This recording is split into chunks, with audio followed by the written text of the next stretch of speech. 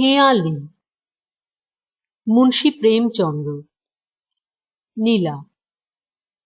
তুই ওকে চিঠি লিখছিস কেন? মীনা। কাকে? ওকে। বুঝতে পারছি না। খুব বুঝতে পারছিস? যে লোকটা আমাকে অপমান করলো, চারিদিকে আমার নামে বাজে কথা রটিয়ে বেড়াচ্ছে, তাকে চিঠি লেখা তোর উচিত হয়নি। তুমি বাজে কথা বলছো। তুই ওকে চিঠি লিখিসনি? কখনো না।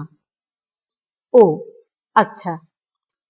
তুই আমার বোন না হলে অবশ্য তোর কাছে কৈফিয়ত চাইতাম না।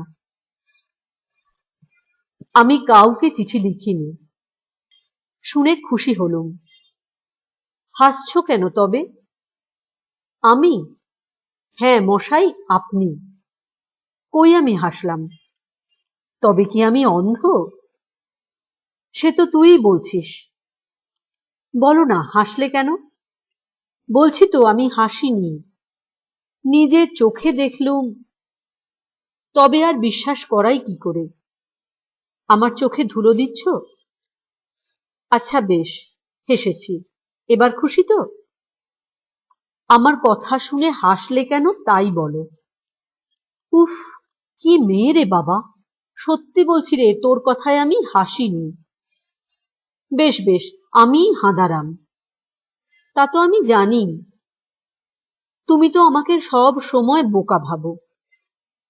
তুই আজ সকালে কার মুখ দেখে উঠেছিস রে? তোমার। তুই আমার কথা শুনিস না কেন? আমি তো পাজি, তাই। আমি কি তাই বলেছি? আর কিভাবে বলবে? ঢোল বাজাতে চাও নাকি? আমি পাজি, আমি বদমাইশ, আমি পাগলি, আর তুমি সর্বগুণ সম্পন্না দেবী, সতী সাবিত্রী।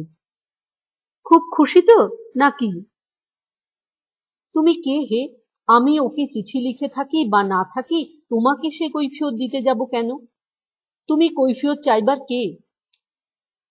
যা চলে, কি বুঝতে কি বুঝলো। আচ্ছা বাবা, ঘাট মানছি। আমার অন্যায় হয়েছে তোকে জিজ্ঞাসা করা। আমার যাকে খুশি চিঠি লিখব, যার সঙ্গে খুশি কথা বলবো। তুমি কে হে তাতে বাধা দেবার? রোজ দেখি গাদা গাদা চিঠি লিখছ। আমি কি তোমার কাছে জানতে চাই কাকে লিখছ, কেন লিখছ? লজ্জার মাথা খেয়ে তো বসে আছিস, যা খুশি করবে যা। আর তুমি বড় লাজবতী কন্যা, ইচ্ছে হলে মাকে বলে দাও না, পরোয়া করি না। শুনে রাখো ভালো করে, আমি ওকে চিঠি লিখেছি, ওর সঙ্গে পার্কে দেখা করে গল্প টল্পও করেছি।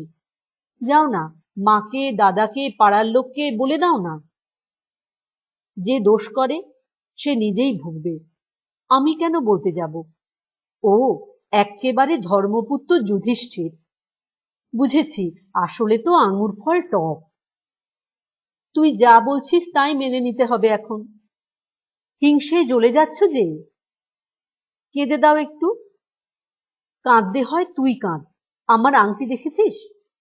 আমাকে একটা রিস্ট ওয়াচ দিয়েছে, দেখাবো? অনেক ধন্যবাদ, তাতে তো আমার চোখ জুড়োবে না। তা তোমার এত রাগের কারণ কি জানতে পারি? তোর ওপর রাগ দিয়ে আমার ভারী বয়ে গেছে। তুমি যত রাগবে আমি তত রাগাবো। আমি মোটেই রাগছি না। বললেই হলো?